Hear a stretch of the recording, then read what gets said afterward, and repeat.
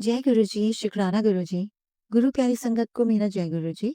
गुरु प्यारी संगत, आप सब जानते हैं इस चैनल के माध्यम से आपको गुरु जी की ब्लेसिंग शेयर की जाती है।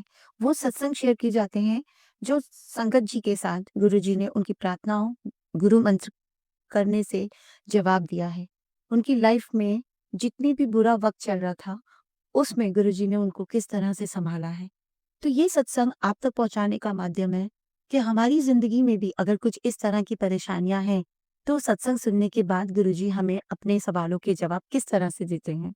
जब भी आप कोई सत्संग किसी भी चैनल पे शेयर करते हैं, बस इतना ध्यान रखें कि जब भी आप उसे शेयर करते हैं, तो जब लिखकर शेयर करें तो आपकी लिखावट एकदम क्लियर हो, और जब आप अपनी आवाज़ में उसे रिकॉर्ड करके भेजते हैं, तो ध्यान रखिएगा कि बैकग्राउंड में कोई शोर ना हो। गुरुजी की बड़ाइयों में सिर्फ गुरुजी का शुक्राना हो, आपके साथ दिए हुए आपके प्रश्नों के जो गुरुजी ने उत्तर दिए हैं, वो हो। गुरुजी की महिमा हो, उसके अलावा और कुछ। जय गुरुजी, शुक्राना गुरुजी। गुरु प्यारी संगत हमें परी आंटी ने नांगलोई दिल्ली से भेजा है। आंटी जी अपने सत्संग को शुरू करने से पहले गुरुजी का मंत्र जाप करना चाहती हैं और फिर अपना सत्संग आगे साझा करना चाहती हैं। आंटी जी लिखती हैं, ओम नमः शिवाय, शिव जी सदा सहाय। ओम नमः शिवाय, गुरु जी सदा सहाय। आंटी जी आगे लिखती हैं कि अभी 4 दिन पहले आंटी जी गुरु जी के बड़े मंदिर गई थी परिवार के साथ। आंटी जी बताती हैं कि उन्होंने कैब किया था गुरु जी के मंदिर जाने तक के लिए। तो जब वो मंदिर जा रहे थे तो आंटी की आदत है, वो जब भी बड़े मंदिर जाती हैं तो सिर्फ गुरुजी के साथ कनेक्ट रहना चाहती हैं। या तो उस समय आंटी जी अपने कानों में ईयर प्लग्स लगा के गुरुजी का मंत्र जाप सुनती रहती हैं, और या फिर उस समय वो सत्संग सुनती रहती हैं। आंटी जी आगे बताती हैं कि जिस समय गाड़ी उन लोगों ने कार गुरुजी के मंदिर जाने के लिए परिवार के साथ बुक करी, तो आंटी ने ईयर प्लग्स लगाए और गाड़ी में सत्संग सुनना शुरू किया। गुरुजी के दरबार तक पहुँचते-पहुँचते आंटी जी को करीबन 45 मिनट्स लग गए थे। तो जैसे ही आंटी ने बड़े मंदिर पहुँची, आपको पता होगा बड़े मंदिर पे जो मेन जो बड़े मंदिर की जो चौराहा है, जो चौराहा है ना, चौराहे से जस्ट हम लेफ्ट लेते हैं बड़े मंदिर जाने के लिए, जहाँ से मेन एंट्री शुरू होती है। तो वहाँ पे सेवादार ने ना आंटी की गाड़ी को रोक दिया और बोला कि यहाँ से पैदल सेवा है और आपको अपनी गाड़ी आगे पार्किंग ज़ोन में लगानी होगी। जो उनके साथ ड्राइवर भैया थे, वो ड्राइवर भैया को आंटी ने बोला कि कितने पैसे हो गए पेमेंट करने के लिए? तो उन्होंने कहा कि आप वापस भी जाओगे? तो आंटी ने कहा हम वापस भी जाएँगे, पर यहाँ पर आने के बाद हमें कितना टाइम लगता है, वो हमें नहीं पता, क्योंकि यहाँ आने के बाद हम ज़्यादा से ज़्यादा मैक्सिमम टाइम्स यहाँ पर गुरुजी के साथ ध्यान-मग्न होकर रहना चाहते हैं, इसलिए हमारे जाने का कोई टाइम डिसाइडेड नहीं है। आंटी ने ये बात बोला, तो वो जो ड्राइवर अंकल थे वो बोले, कोई बात नहीं, मैं भी आज मंदिर चला जाता हूँ, मैंने भी इस मंदिर के बारे में बहुत सुना है, पर मैं कभी जा नहीं पाया, तो मैं भी चलूँ आपके साथ? तो पहली बार ऐसा हो रहा था, आंटी हमेशा जब भी अपने परिवार के साथ गुरुजी के दरबार जाती थी, तो वो कैब करके ही जाती थी, और ऐसा कभी नहीं हुआ कि किसी कैब वाले ने या कैब ड्राइवर अंकल ने ऐसा कहा हो कि मैं भी आपके साथ चलता हूँ, मैं भी दर्शन कर लेता हूँ। पर कहते हैं ना, गुरुजी को जिसको अपने दरबार बुलाना होता है, बहाना कुछ भी हो सकता है, पर गुरुजी किसी भी रूप में आपको कॉल दे देते हैं कि आजा मेरे दरबार। तो उसी तरह से शायद उन कैब ड्राइवर अंकल के साथ भी ऐसा ही हुआ।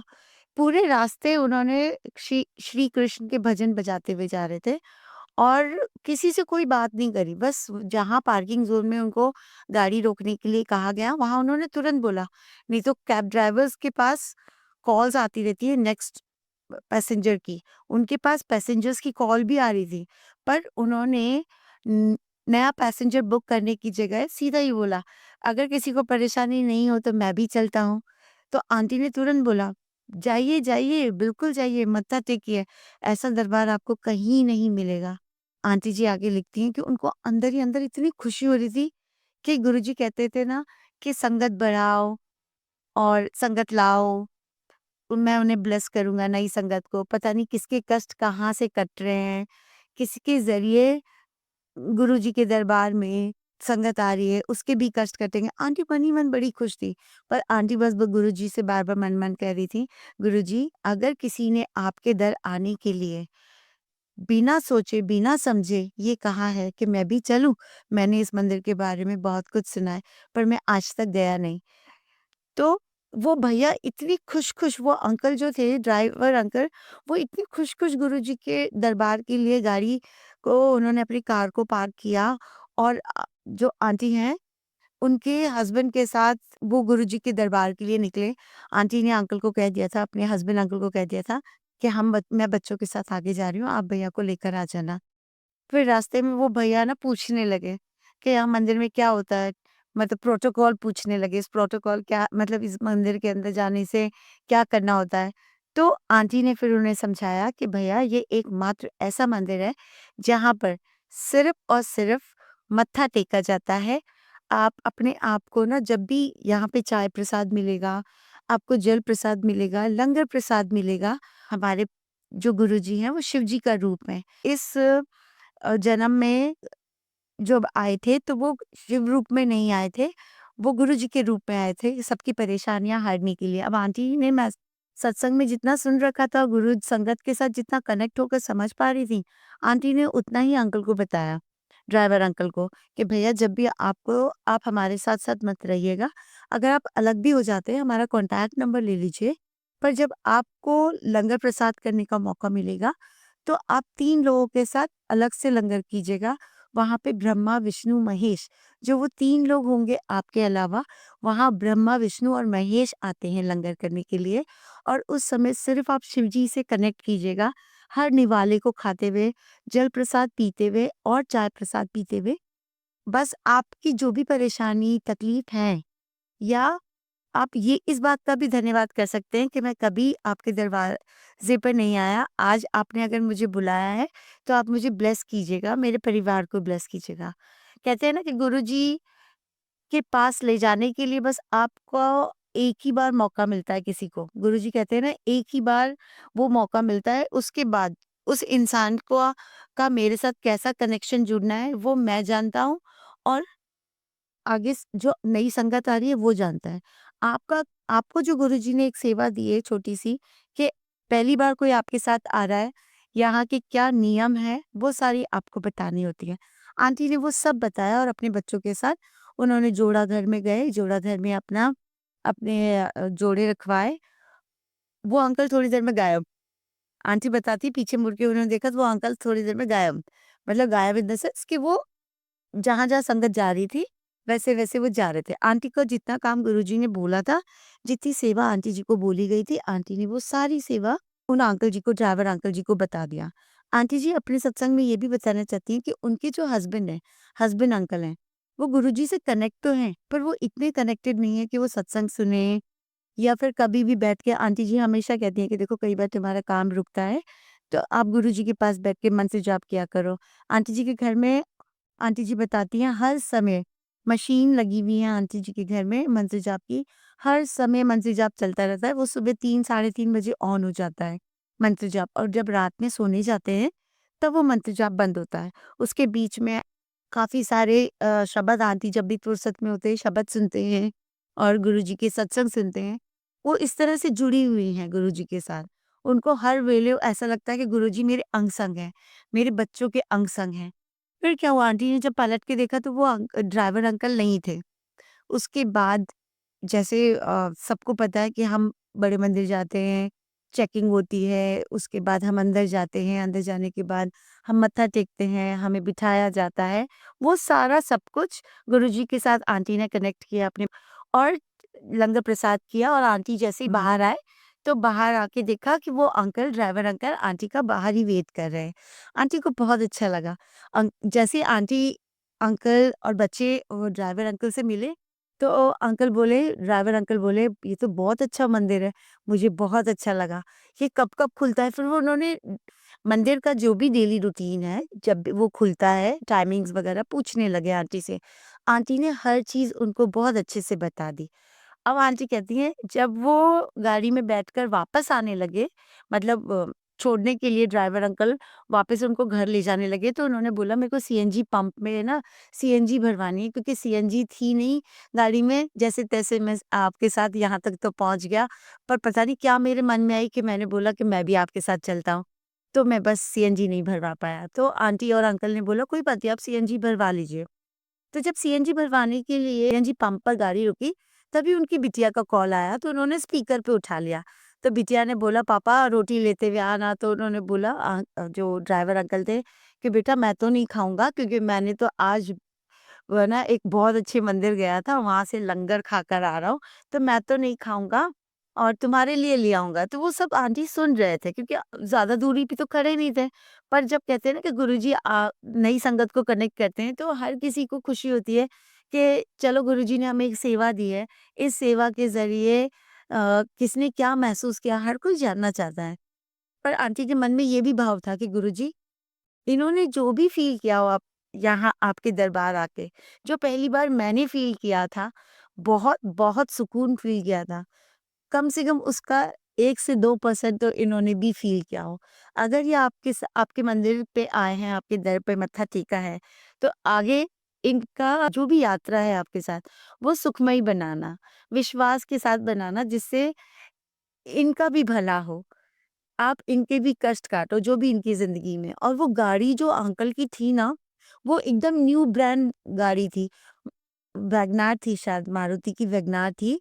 और वो वैगनआर पे ना जैसे जो प्लास्टिक की पॉलीथीन्स होती है ना, वो पूरी चढ़ी हुई थी। जैसे गुरुजी ने उनकी गाड़ी को ब्लेस करने के लिए उनको दरबार पे बुलाया। आंटी को ऐसा फ़ील आ रहा था और आंटी खुश भी थी कि चलो कोई तो गया दर इतने सालों में आंटी 3-4 साल से गुरुजी के दरबार जा रही है मत्था टेकने के लिए। जब भी गुरुजी का बुलावा होता है, आंटी बच्चों के साथ या आंटी खुद भी अकेले चले जाते हैं।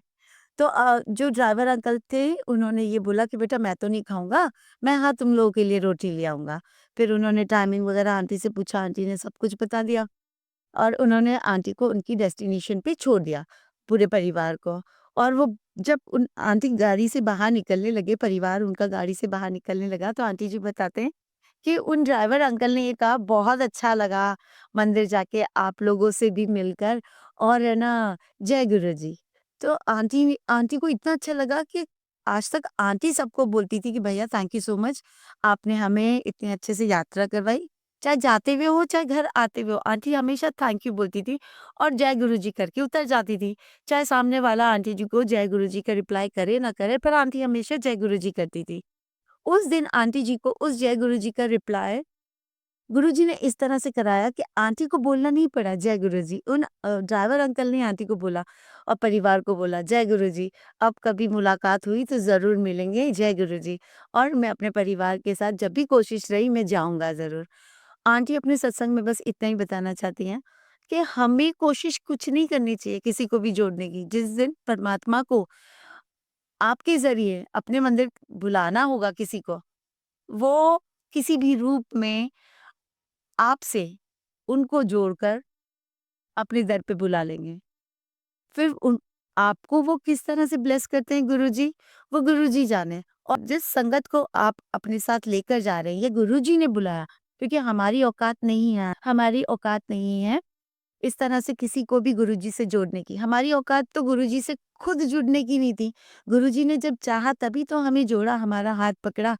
हम भी किसी का ज़रिया बने थे।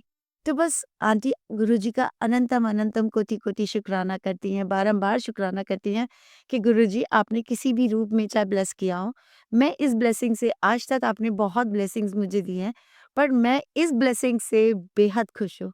ये मेरी ज़िंदगी की सबसे बड़ी ब्लेसिंग है, क्योंकि कोई मेरे ज़रिए आपने जहाँ मेरे को नहीं पता था कि कौन मेरे साथ आपके दरबार तक आने वाला है। हम तो 4 लोग ही निकले थे, पर 5वां तो आपने अपनी रहमत से बनवाया है। किसको किसके साथ जोड़ना है वो आप जानते हो। आप किसके साथ किसको अपने मंदिर बुलाकर जोड़ना चाहते हो वो आप जानते हो। आगे की यात्रा सबकी आपके हाथ में है। आपने एक बार के लिए सेवा दी है। बस आंटी कहती हैं कि गुरुजी हर किसी का कष्ट काटिए, जितने भी लोग बीमार हैं उनका कष्ट काटिए, उनको ब्लेस कीजिए। जो आंटी आज सत्संग मेरा शेयर कर रही है, उनको और उनके बेटे को भी ब्लेस कीजिए। जिस तरह से आंटी इतनी सारी परेशानियों में होने के बावजूद भी हमारे साथ अपना सत्संग शेयर करती हैं और हमारे सत्संग शेयर करने के लिए टाइम निकालती हैं, गुरुजी आप उन्हें भी ब्लेस कीजिए। गुरुजी, आज मैं मंत्र जाप के साथ अपना सत्संग यहीं पे विराम देना चाहती हूँ और कभी आप फिर से मुझे ब्लेस करेंगे, कोई ब्लेसिंग्स आप मेरे को देंगे, तो मैं आपकी इस ब्लेसिंग को गुरुजी की संगत के साथ ज़रूर साझा करूँगी। जय गुरुजी, शुक्राना गुरुजी। ओम नमः शिवाय, शिव जी सदा सहाय। ओम नमः शिवाय, गुरुजी सदा सहाय। जय गुरुजी, शुक्राना गुरुजी।